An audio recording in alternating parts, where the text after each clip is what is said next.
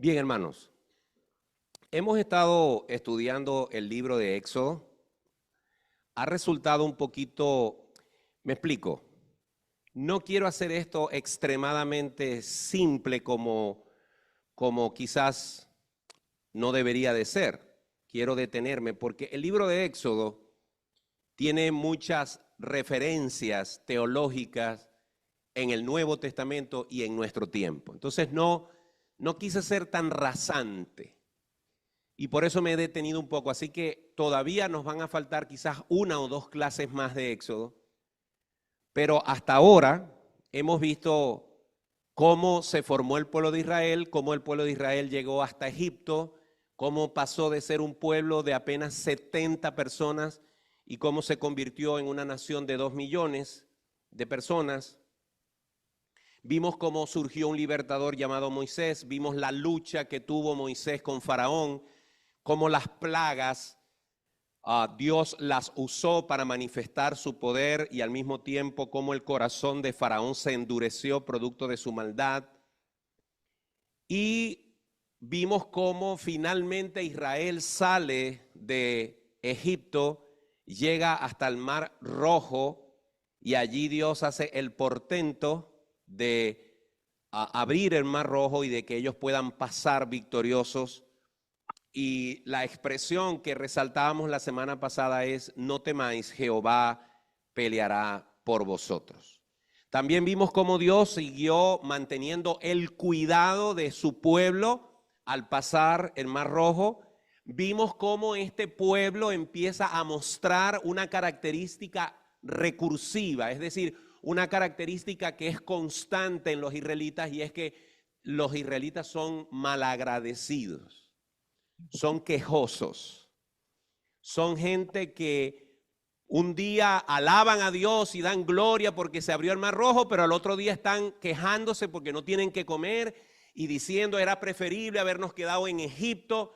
Y es terrible cuando tú le haces un favor a alguien, cuando tú tienes favor con alguien y esa persona no solamente no te agradece el favor, sino que dice: yo estaba antes mejor que tú me hicieras el favor. Es terrible. Y esa es la forma de comportarse constantemente Israel. Así que cuando tuvieron hambre, el Señor les proveyó pan. El Señor les dijo: no guarden pan para mañana porque mañana les voy a dar, pero ellos no confiaron y guardaron pan y se les pudrió. Una manifestación de constante desobediencia. Bueno, luego vimos, y ya prácticamente aquí terminamos la clase pasada, que Israel es un pueblo que ahora va a tener que confrontar muchas batallas. Van a ser muchos los siglos de batalla que le esperan a Israel. Y pregunto, ¿no ha sido así hasta hoy? Hasta el sol de hoy, Israel vive en una constante guerra. El único tiempo en el que no tuvieron guerra fue cuando fueron dispersados por todo el mundo y pasaron varios siglos dispersados por todo el mundo. Pero una vez que Israel se convirtió en una nación nuevamente en el año 1948, inmediatamente empezaron a ser atacados por las naciones enemigas, y así ha sido hasta el sol de hoy.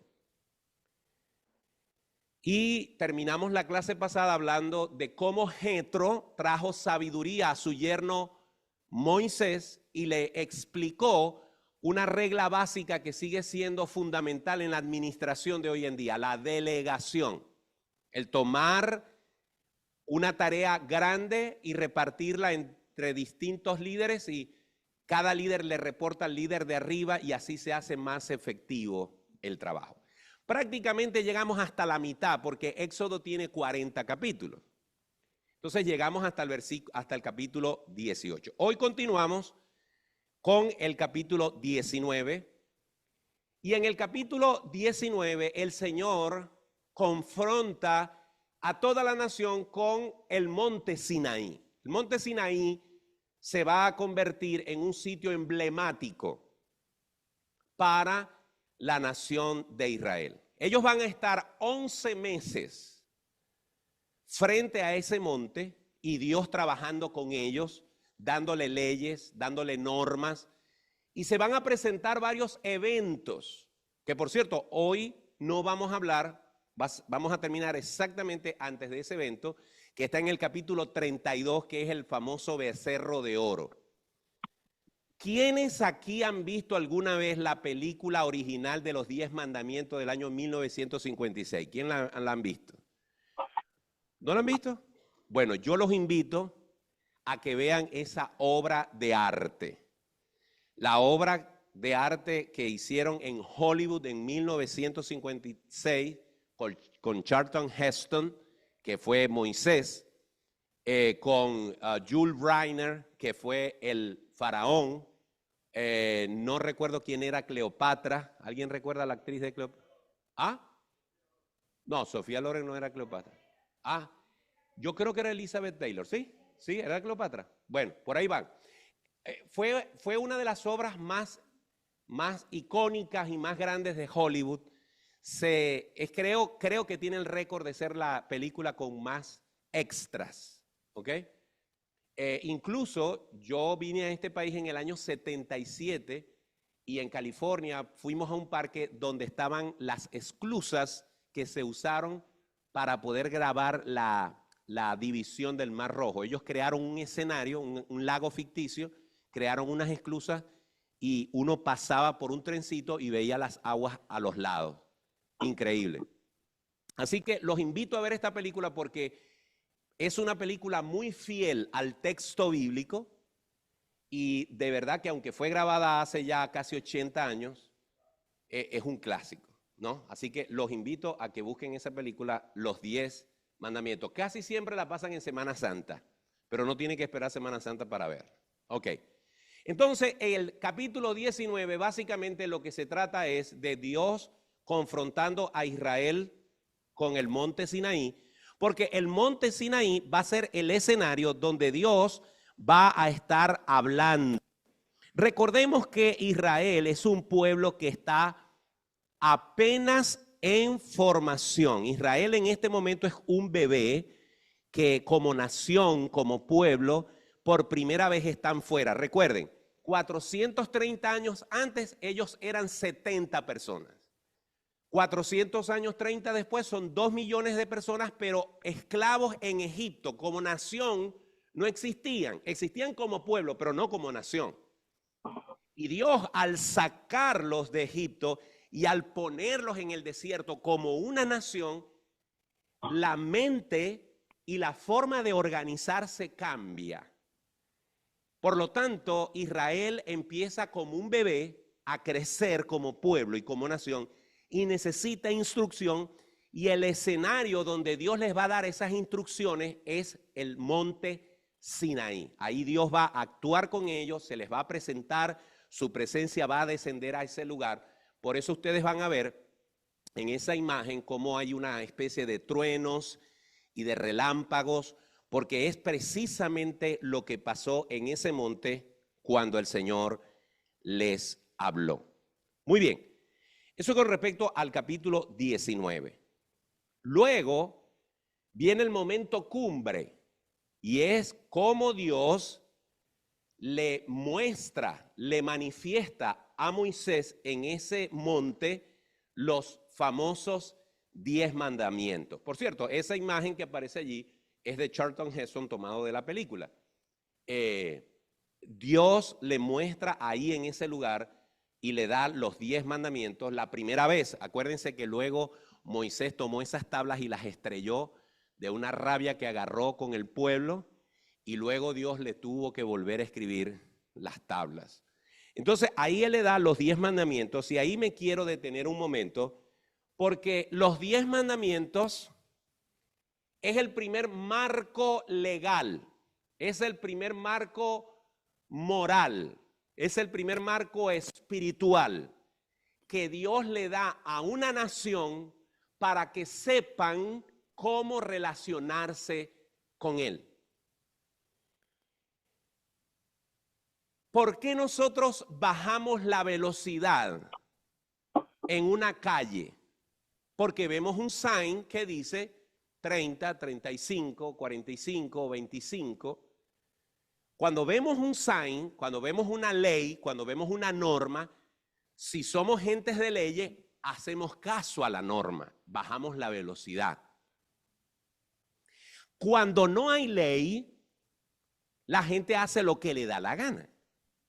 Este es un pueblo que está en pleno desierto, 2 millones de personas interactuando los unos con los otros y necesitan un marco legal. Necesitan que Dios les diga cómo deben vivir. Y cuando una persona no cumple con lo que Dios ha dicho que se debe hacer, ¿cómo se llama eso? Pecado. Pecado es desobedecer a Dios, fallar a la ley de Dios. Toda injusticia es pecado, dice la Biblia. Por lo tanto, cada vez que tú sabes que Dios quiere que hagas algo y no lo haces, es pecado. Y cada vez que Dios te dice claramente no hagas algo y tú lo haces, es pecado. Así que la ley en su forma más básica es dada a los israelitas y esta es unas reglas, unas leyes que aplican para toda la humanidad.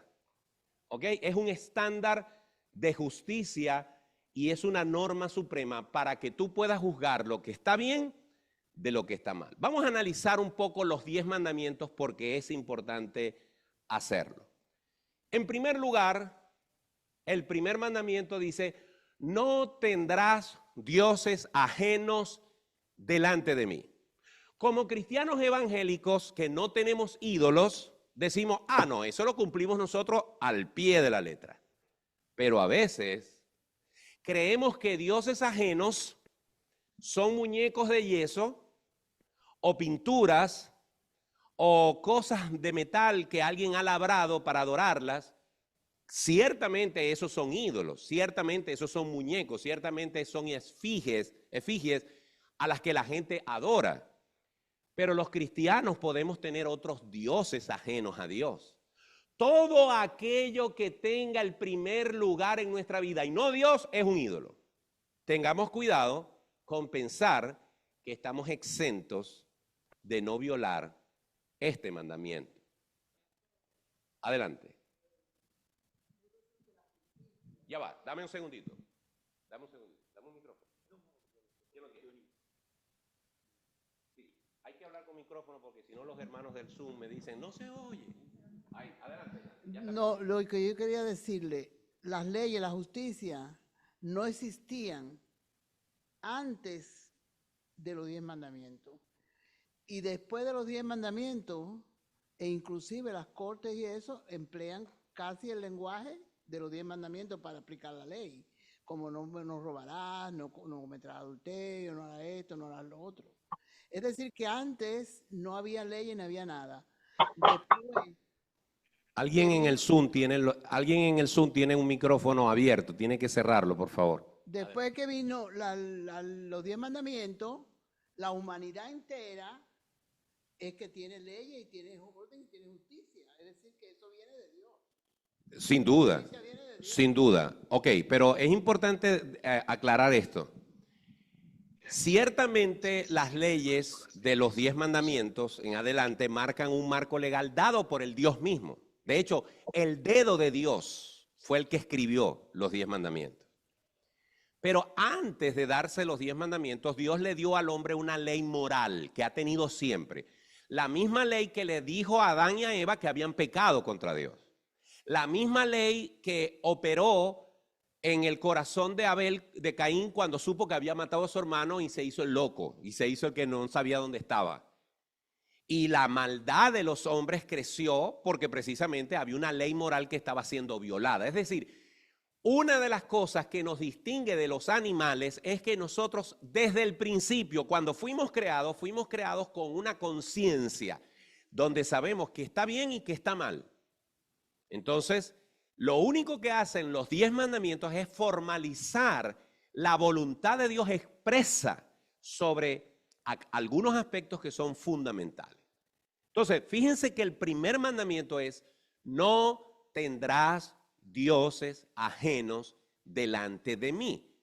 Observen que este mandamiento está por encima de otros mandamientos porque Dios no tiene problemas en decirnos, yo soy el primero.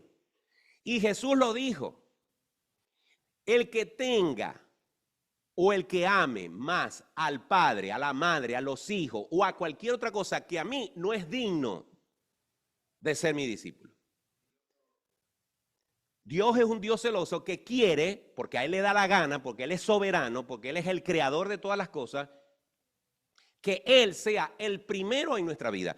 Y por eso el primer mandamiento tiene que ver con esa exclusividad.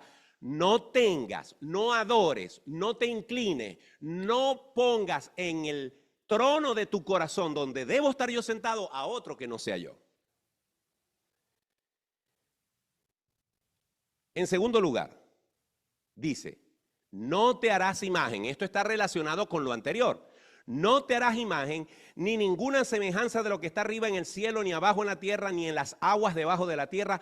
No te inclinarás a ellas, ni las honrarás, porque yo soy Jehová tu Dios, fuerte, celoso, que visito la maldad de los padres sobre los hijos, hasta la tercera y cuarta generación de los que me aborrecen, y hago misericordia a millares, a los que me aman y guardan mis mandamientos. Me llama la atención que Dios dice que los que adoran otras imágenes lo aborrecen a Él.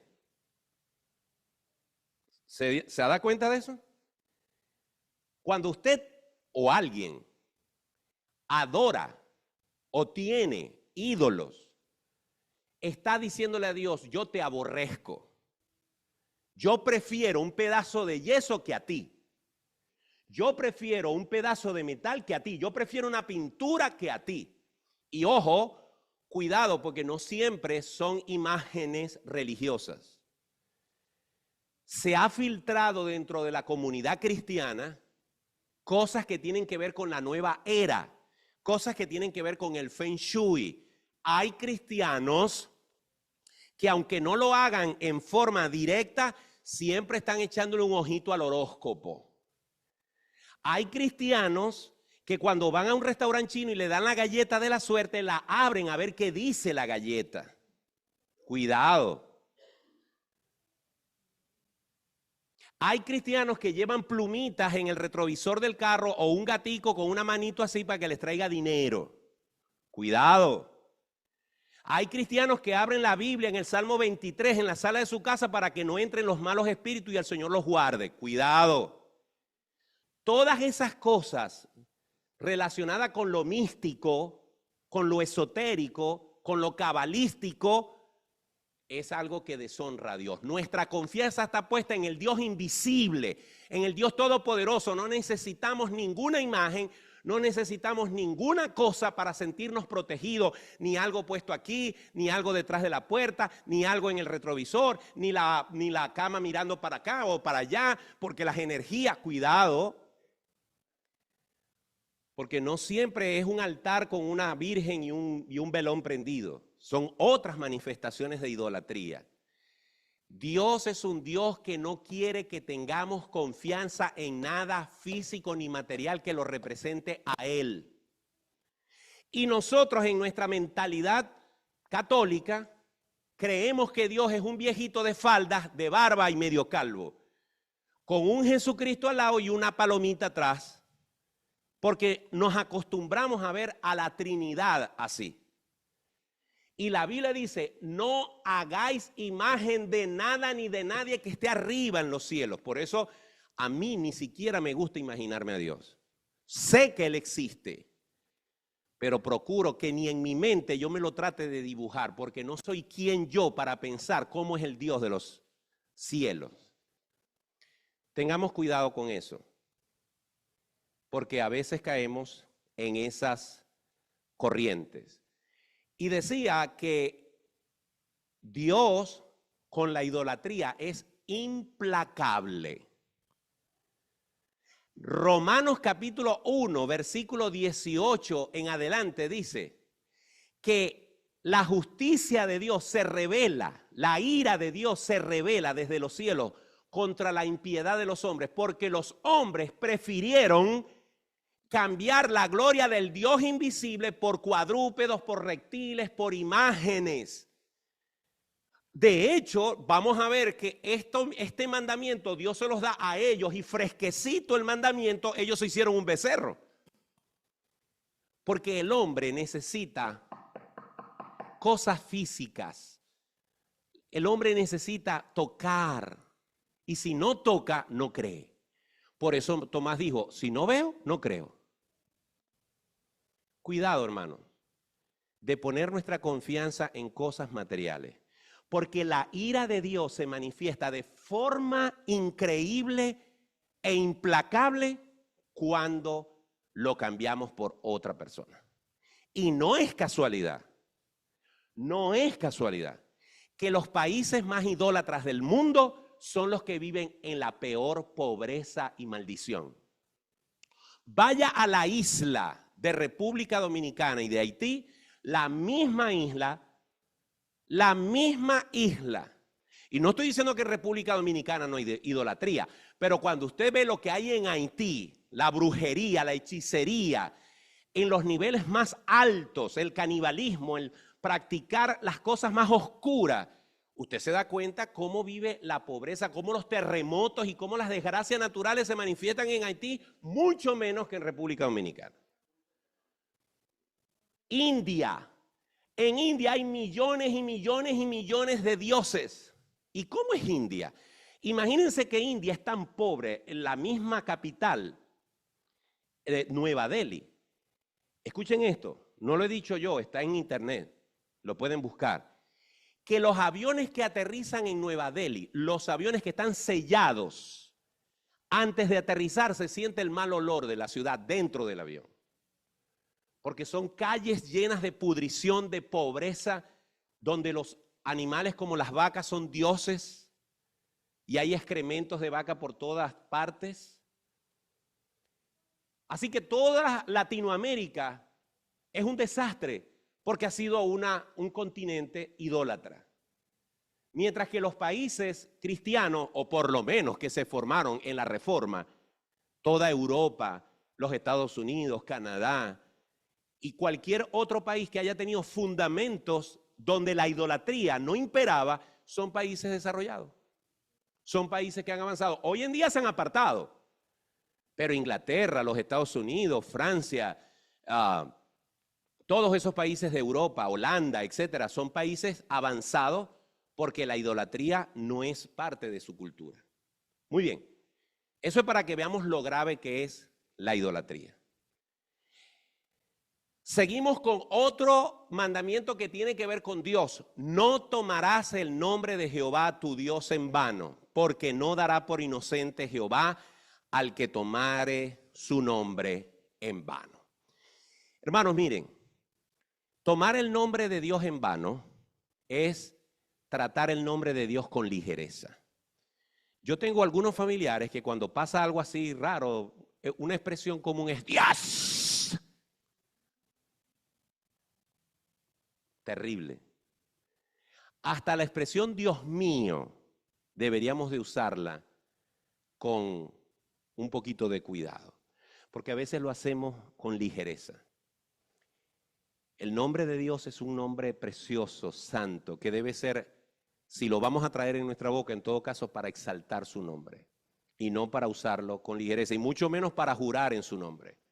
Porque a veces en nuestro desespero, porque la gente nos crea, te lo juro. Cuidado. No rebajemos el nombre del Santo, el nombre del Todopoderoso a eso. Cuidado.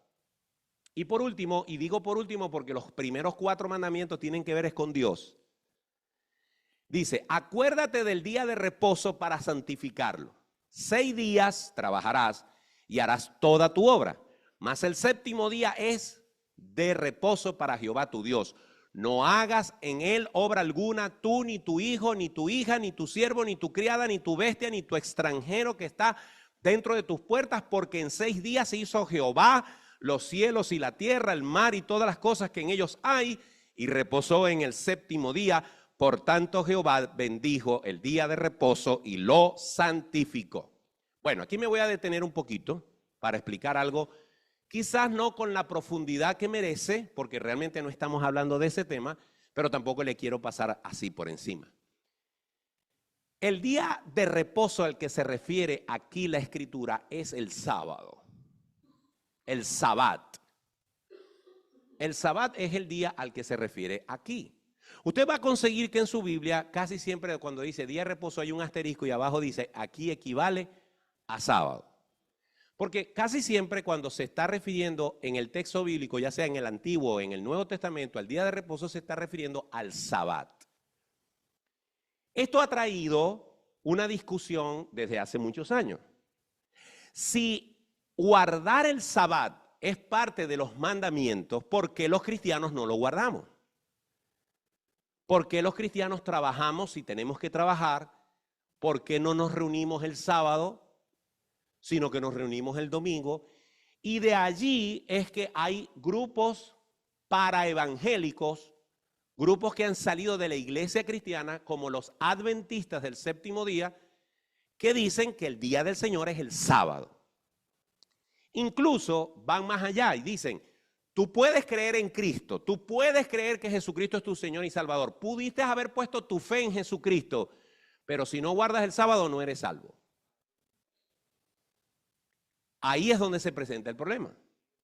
Porque si ellos tienen razón, todos nosotros nos vamos a ir al infierno. Porque yo no guardo el sábado. Los testigos de Jehová no guardan el sábado como lo guardan los adventistas. Ellos hacen sus actividades, pero ellos se reúnen los domingos. Los testigos de Jehová salieron de los adventistas. ¿Ok? Ahora, de los grupos pseudo cristianos, y digo pseudo porque para mí no son cristianos totalmente, los más celosos con el sábado son los adventistas, como son celosos con otras cosas más. Ok, ¿cuál es la explicación sencilla, sin entrar en profundidad? Después podemos hacer un estudio bíblico sobre eso. ¿Cuál es la explicación sencilla de por qué los cristianos en el día de hoy no celebramos o no guardamos el sábado al igual que el resto de los mandamientos? Hay una explicación para eso. Vayamos un momento a Hechos capítulo 15. Hechos capítulo 15. Aquí me tengo que detener un poquito, aunque se nos vaya un poco de tiempo, porque es importante explicar esto. Hechos capítulo 15.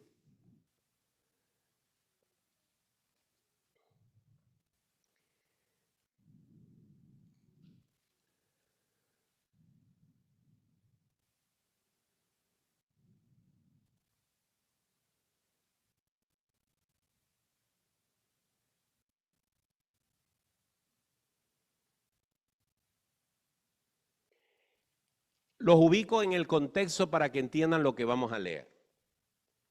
Cuando el Señor Jesucristo ascendió a los cielos, en Hechos capítulo 1, cuando Jesucristo ascendió a los cielos, ahí en el monte de los olivos quedó el único y original grupo de los discípulos de Jesús. Es decir, cuando Jesús se elevó a los cielos, los que quedaron allí, esa era la iglesia de Cristo. Y todos eran judíos, levantados en el judaísmo. Para ellos, el sábado es el día del Señor. Y durante un tiempo, la iglesia estuvo guardando como judíos el día del Señor. Sin embargo, el día primero de la semana era cuando la iglesia se reunía. ¿Por qué? Porque el Señor no había resucitado un sábado, sino un domingo. El primer día de la semana las mujeres fueron y el Señor ya había resucitado. Entonces la iglesia empieza a reunirse los domingos y no los sábados porque es el día que se celebra la resurrección de Cristo. Pero había una pugna dentro de los judíos. Porque muchos decían, pero ¿por qué el domingo? Tiene que ser la misma pugna que hay hoy. Entonces, cuando el evangelio abrió las compuertas, no solo para los judíos, sino para los gentiles, acuérdense de eso, que delante del evangelio hay dos pueblos. Los judíos, que son los que recibieron el evangelio por primera vez porque el Mesías era judío, pero luego manifestándose el cumplimiento de la promesa de Abraham, que en ti serán benditas todas las naciones de la tierra, el evangelio tenía que abrirse a todas las naciones, y eso incluye al pueblo gentil. Entonces, ya para el capítulo 15 de Hechos, han pasado varios años después que Jesús se fue, el evangelio ha invadido Europa, Asia, el norte de África, y ha alcanzado a millones de personas o a miles de personas que no son judíos, son gentiles, son paganos, no tienen el celo por el día sábado, ni tampoco tienen el celo por no comer cerdo, que tampoco lo comen los judíos, y por otras cosas culturales que, si bien es cierto, estaban reglamentadas por leyes judías, Dios no las quiso aplicar a los gentiles.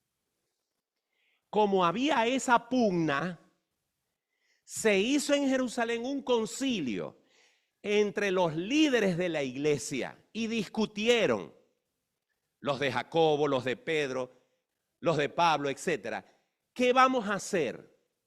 Y resolvieron mandar una carta con Pablo y con Bernabé a las naciones o a las iglesias no judías, sino gentiles, y decirles, ustedes no están obligados a hacer ciertas cosas que los judíos las hacemos porque somos judíos. Ustedes, siendo cristianos, no depende su salvación de eso, depende de su conciencia, si lo quieren hacer o no. Evidentemente no tiene nada que ver con el adulterio. Adulterio es adulterio para un judío y para un gentil. Idolatría es idolatría para un judío y para un gentil. Matar es pecado para un judío y para un gentil. Tener envidia, codiciar, hablar mal del prójimo es malo para un judío y para un gentil. Todo eso en esos mandamientos sigue siendo igual para los dos grupos, pero de los 10 mandamientos, el único que tiene que ver con un aspecto cultural es el sábado, porque las naciones gentiles no estaban acostumbradas a eso. ¿Por qué les mandé a buscar Hechos capítulo 15? Ubíquense en el versículo 14, perdón, en el versículo 22 del capítulo 15 de Hechos. Acuérdense que estamos ya ahora en el tiempo de la gracia. Y dice ahí, entonces pareció bien, ¿a quién? A los apóstoles y ancianos. Esos son los líderes de la iglesia. Por encima de ellos nomás estaba Jesucristo. Entonces pareció bien a los apóstoles y a los ancianos, con toda la iglesia, es decir, con los hermanos en Cristo, elegir de entre ellos varones y enviarlos a Antioquía. Antioquía es una ciudad que está en Grecia. Es una ciudad gentil. Con Pablo y Bernabé. A Judas, que tenía por sobrenombre Barsabás, y a Silas, varones principales entre los hermanos. Y escribir por conducto de ellos los apóstoles y los ancianos y los hermanos a los hermanos de entre los gentiles que están en Antioquía, en Siria y en Cilicia, salud. Es una carta.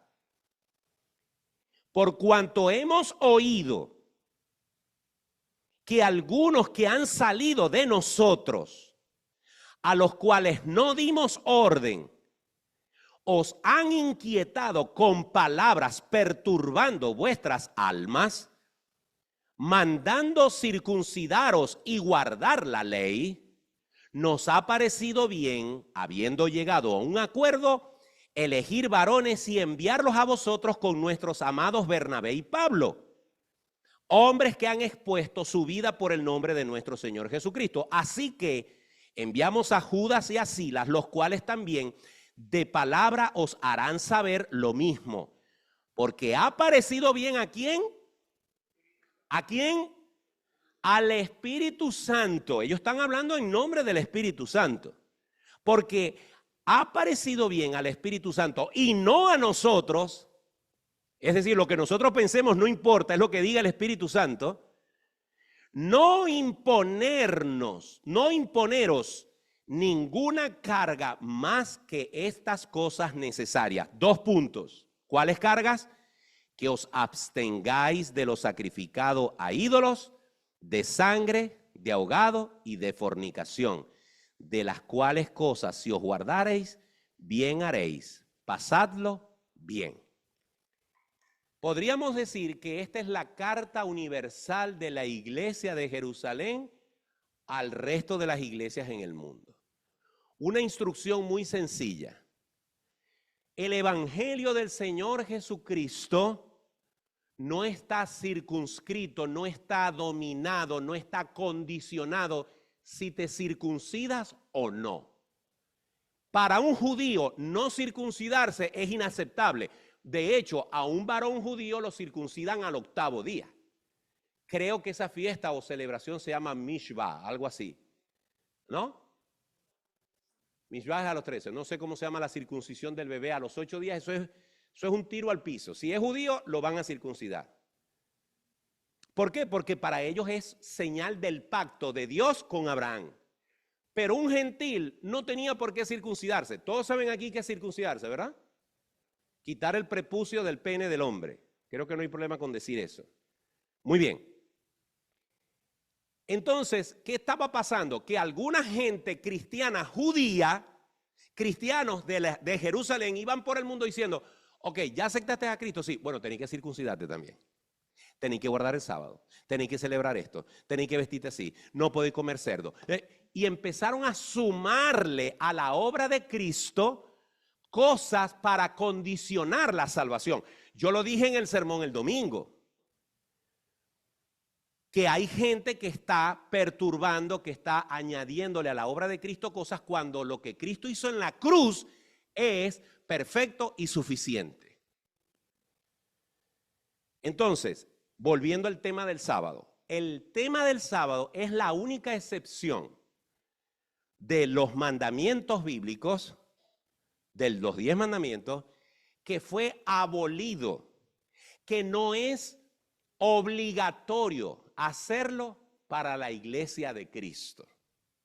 Vamos un momento a Colosenses, capítulo 2, versículo 15 y 16.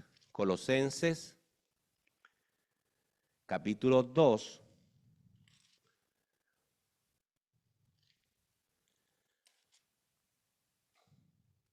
versículos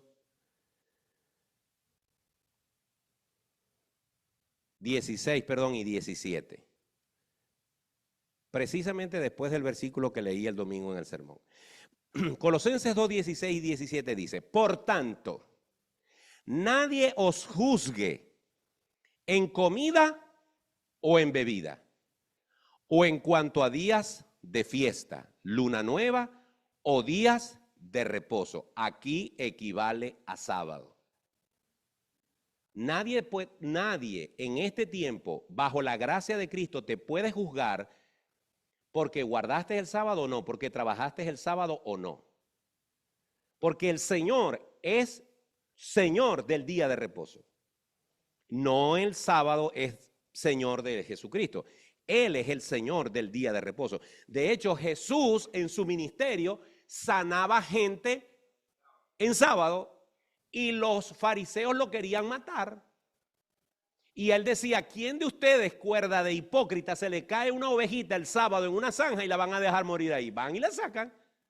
¿Cuánto más no hacerle bien al hombre? Lo que pasa es que ustedes están acostumbrados a elevar sus normas humanas a la estatura de la ley de Dios. Y yo no vine a quebrantar la ley, sino a cumplirla. Pero sí voy a quebrantar las tradiciones y normas humanas que ustedes han inventado. Entonces, tratar de elevar el sábado en el tiempo de la gracia a una ley estricta como no matar, no es bíblico en el tiempo de la gracia. Esto es como un aperitivo para cuando podamos entrar en ese tema. Si vas a hablar, tienes que usar micrófono. Brit Milá es la fiesta donde se hace la circuncisión. Gracias, muy amable. Ok, entonces, seguimos con los mandamientos. Hago una pausa. Los 4 mandamientos que hemos mencionado tienen que ver con nosotros y Dios. Es una relación vertical. Ahora, vienen otros mandamientos. Honra a tu padre y a tu madre para que tus días se alarguen en la tierra que Jehová, tu Dios, te da. Muy bien, ese está más que claro. No matarás. No cometerás adulterio. No hurtarás.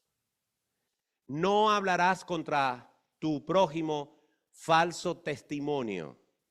Y 10, no codiciarás la casa de tu prójimo, no codiciarás la mujer de tu prójimo, ni su siervo, ni su criada, ni su buey, ni su asno, ni cosa alguna de tu prójimo.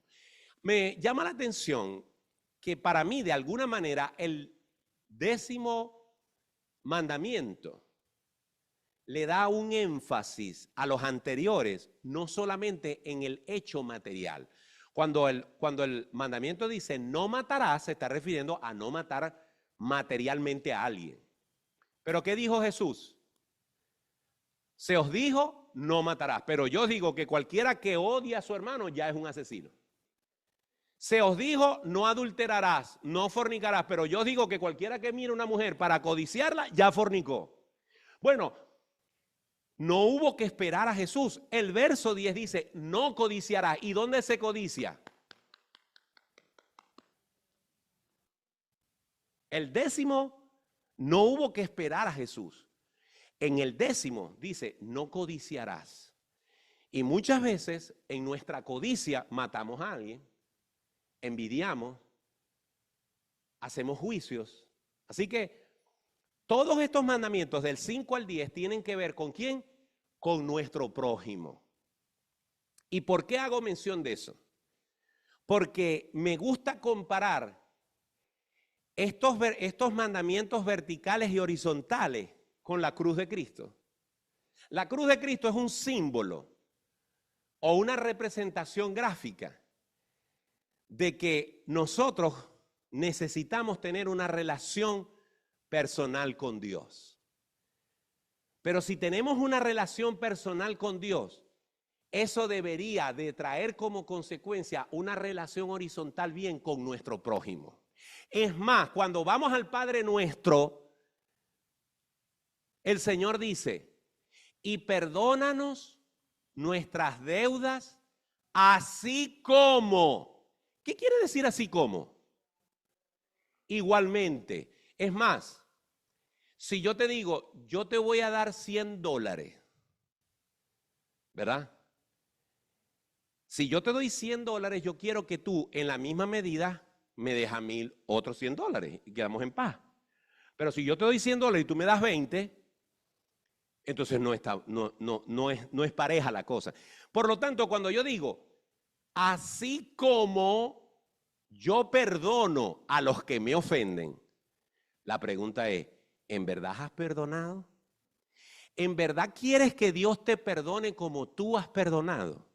Porque si Dios te va a perdonar en la misma proporción que tú has perdonado, de pronto te va a perdonar poquito. Es más, el Señor dice, cuando tengas una deuda con alguien, cuando tengas un problema con alguien, cuando tengas algo en tu corazón contra alguien y vengas a mí, deja tu ofrenda ahí, ve, arréglate y luego me traes la ofrenda. Así de importante es que si decimos que tenemos una relación vertical con Dios, la tenemos que manifestar horizontalmente. Si amamos a Dios por encima de todas las cosas, vamos a amar a nuestro prójimo como a nosotros mismos. Muy bien, ahí llegamos a la mitad de Éxodo, que es el capítulo 20. Luego metemos el acelerador y solamente decimos que del capítulo 21 al 23, el Señor Dios da unas reglas un poquito más específicas sobre algunos temas. Si usted se va al capítulo 21, usted se va a dar cuenta que Dios habla sobre los esclavos. Yo decía en estos días en un sermón que hoy en día la palabra esclavo nos parece horrible. Usted no estaría de acuerdo jamás en oír a un hermano que diga sobre otra persona, no, yo lo compré en el mercado de esclavos en tanto y me ha salido bueno. Eso hoy en día suena horrible, pero hace 2000 años, 500 años, 700 años, en este país hace 300 años era normal. No, compré uno en tal parte y me ha salido buenísimo, no se le han caído los dientes ni nada. Porque la esclavitud era vista como algo normal. Bueno, en este contexto alguien podría decir, ¿cómo es esto de que hay reglas para los esclavos? Porque en ese tiempo era normal. También habían reglas sobre actos de violencia. También habían reglas sobre cómo reponer lo que se había dañado a otra persona o robado. También habían leyes sobre la responsabilidad de los amos y de los dueños, no solamente de los esclavos. También habían leyes humanitarias. También en el capítulo 23 se instituyen 3 fiestas, además de la Pascua. ¿Ok? En el capítulo 24, el Señor manda a Moisés y a los ancianos al monte Sinaí. Recuerden que ellos están frente al monte Sinaí y el monte Sinaí es el escenario donde Dios está desarrollando todos estos eventos. ¿Ok? Ahí ellos van a estar casi un año. Y entonces en el capítulo 25, el Señor instituye el culto a Él. El culto a Él lo instituye a partir del capítulo 24, especialmente en el capítulo 25. Él instituye el culto a Él. Observen, un pueblo que había crecido y se había multiplicado en Egipto, que estaba acostumbrado a ver dioses por doquier, porque los egipcios eran un pueblo pagano que tenían un dios para cada cosa. ¿Ok? Ellos salen de Egipto, ellos entran al Sinaí, pero todavía no iban para la iglesia. Todavía no tenían un horario de culto. Y Dios los está organizando primero como pueblo. Les está dando normas de convivencia, les está dando reglas morales y espirituales. Y una vez que Él define eso, entonces dice, bueno, ahora voy a ordenar mi adoración, la de ustedes hacia mí. Hasta yo les voy a decir cómo lo van a hacer, dónde lo van a hacer, cuándo lo van a hacer y con qué lo van a hacer. Es cuando el Señor establece para un pueblo que es nómada, que es un pueblo que se va a estar moviendo, el Señor establece unas reglas para construir el tabernáculo, que no va a ser otra cosa sino un templo portátil. De hecho, usted se va a dar cuenta, si lee con detalle, que todos los instrumentos, todos los utensilios que el Señor mandó hacer, todos tenían unos aros y unas varas, porque había que cargarlos y llevarlos por el desierto y moverlos. Y las carpas, todos se doblaban y se llevaban y se volvían a montar en un sitio, porque todo estaba ya delimitado por el Señor. No voy a entrar en muchos detalles, solamente voy a hacer una analogía, una comparación de estos elementos con Cristo. Porque todo lo que nosotros vemos en Éxodo no es otra cosa que una tipología de Cristo en el futuro. Entonces, lo primero que vamos a conseguir es el tabernáculo. Tabernáculo es, en general, el templo como tal. No es un templo de madera o de paredes, de piedra, como después lo hizo Salomón, porque todavía no habían llegado a la tierra prometida, no estaban en Jerusalén, no había un sitio fijo. Tenía que ser todo diseñado de tal forma de que se llevara y se pudiera poner en otro lugar. Pero más o menos en esa fotografía ustedes pueden ver cómo era el tabernáculo. Tabernáculo es todo eso que ustedes ven allí. Lo que rodea, la cerca que rodea, el altar, el lugar santo, el lugar santísimo.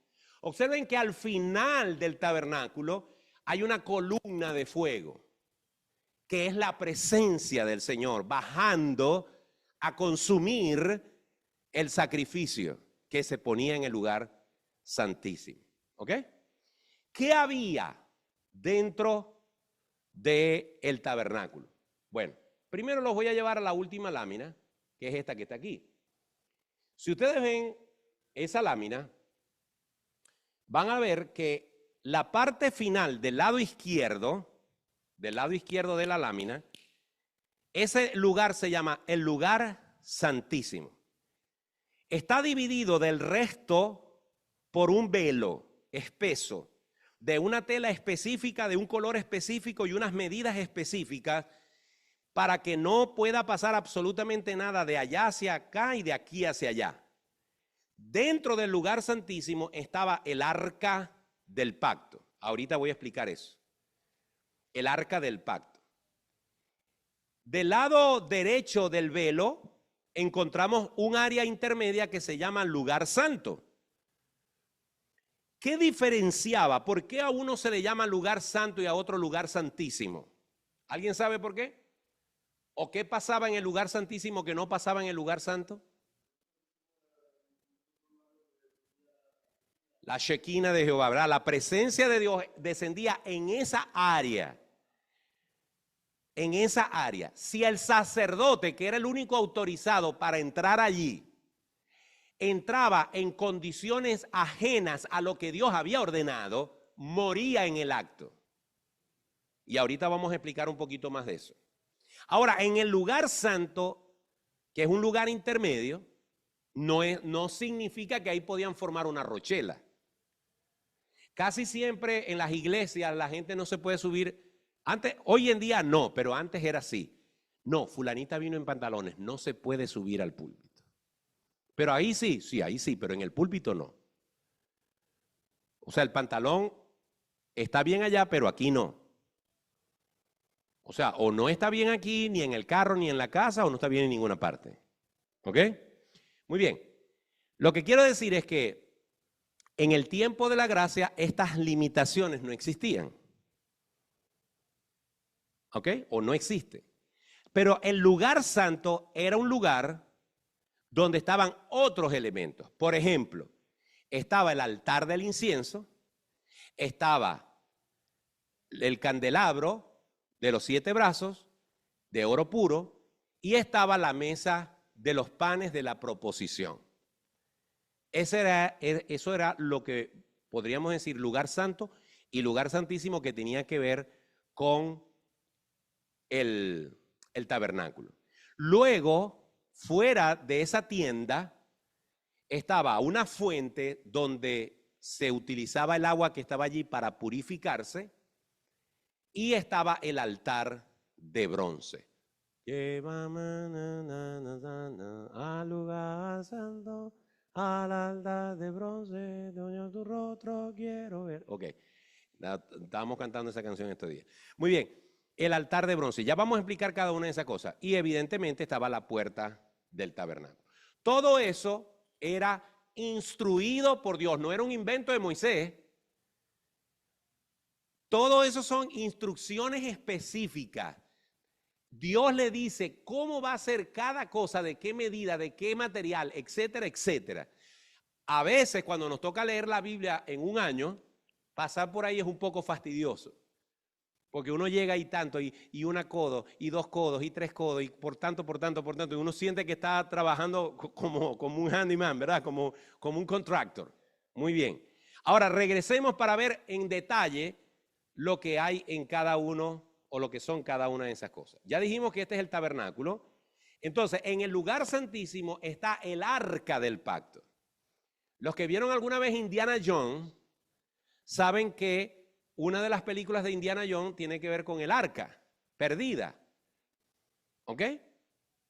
Y el arca era un objeto que Dios mandó a hacer con ciertas medidas de oro puro, con unos querubines, con unas alas, etcétera, con una tapa.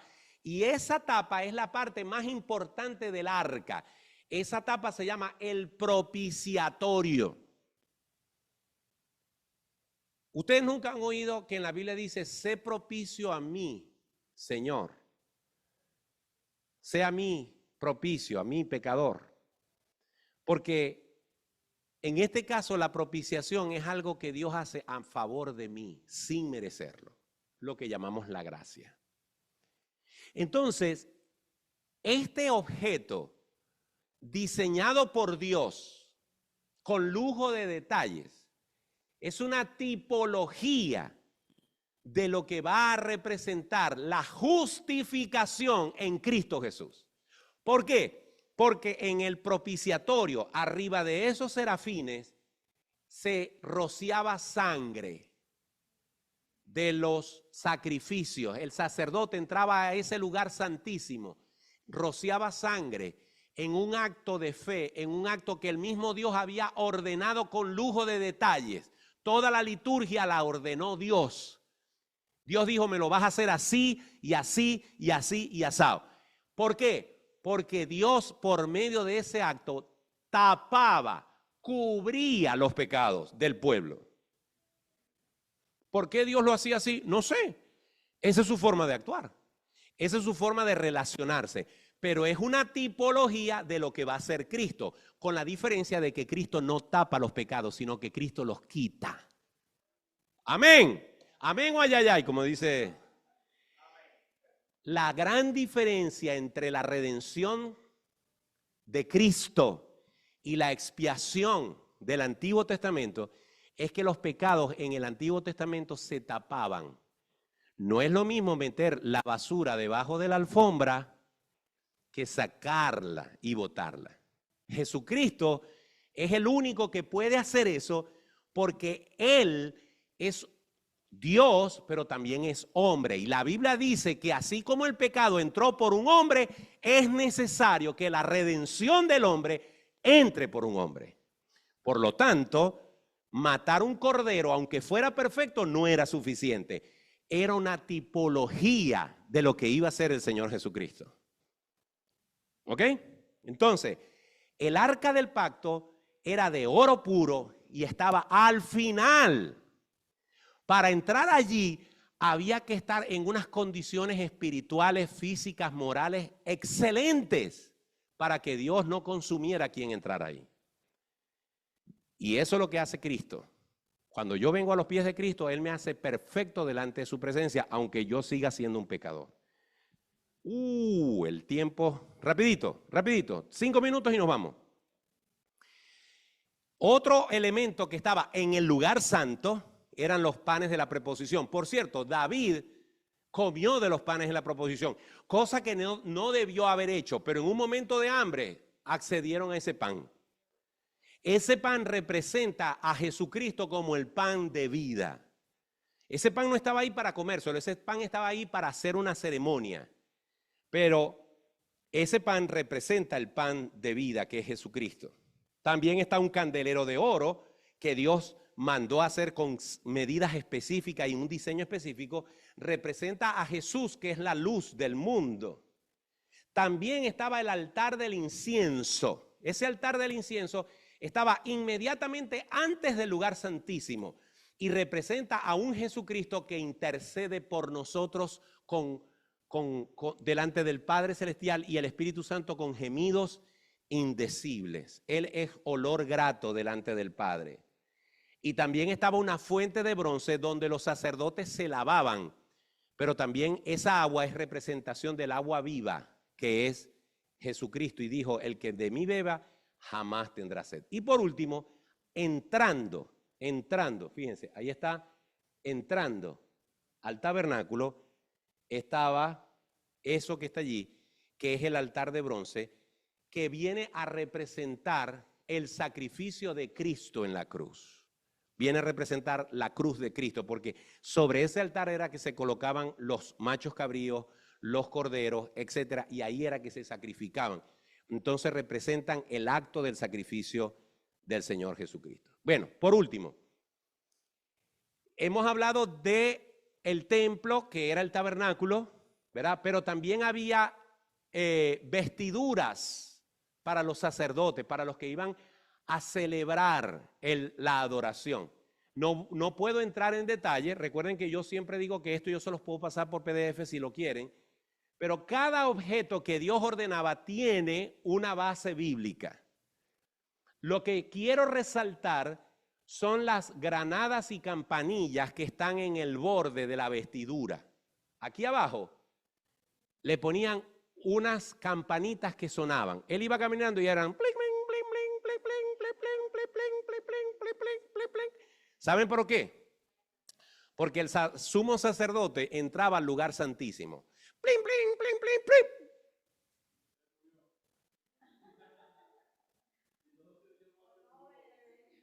¿Saben qué? Había un gancho ya diseñado para meterlo por debajo de la cortina y alar el cadáver. Para eso eran las campanillas. Porque Dios daba instrucciones de cómo ese sumo sacerdote tenía que entrar a la presencia de Dios. ¿Sí? Exacto. Entonces, perdón, o sea, no fue uno, fueron varios los que murieron. Perdón.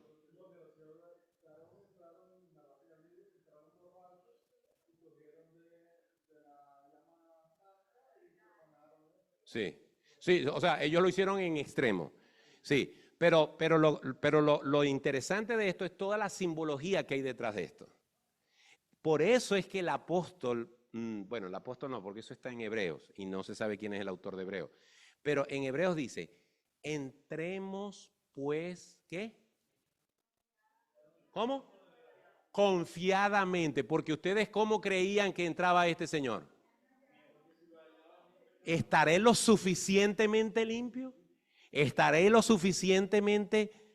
¿Cómo haría con un pensamiento que a última hora se le cruzaba? ¿Me entienden?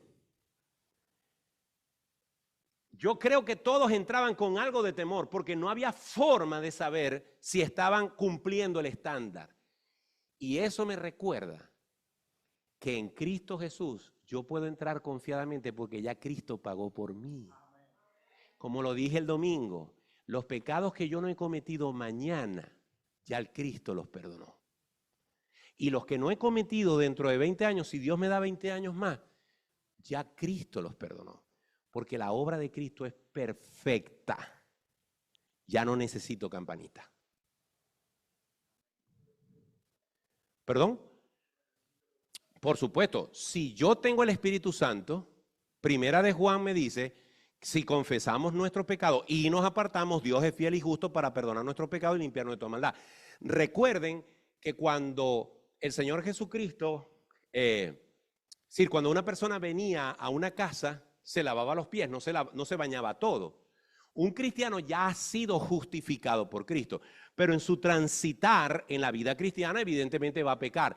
Y tiene que confesar los pecados no porque dejó de ser salvo en ese momento, sino porque esa carga, esa suciedad, eso que viene como resultado de mi andar diario en el mundo, yo lo quiero poner a los pies de Cristo y pedirle perdón si lo he ofendido. Pero ya Cristo pagó por mí.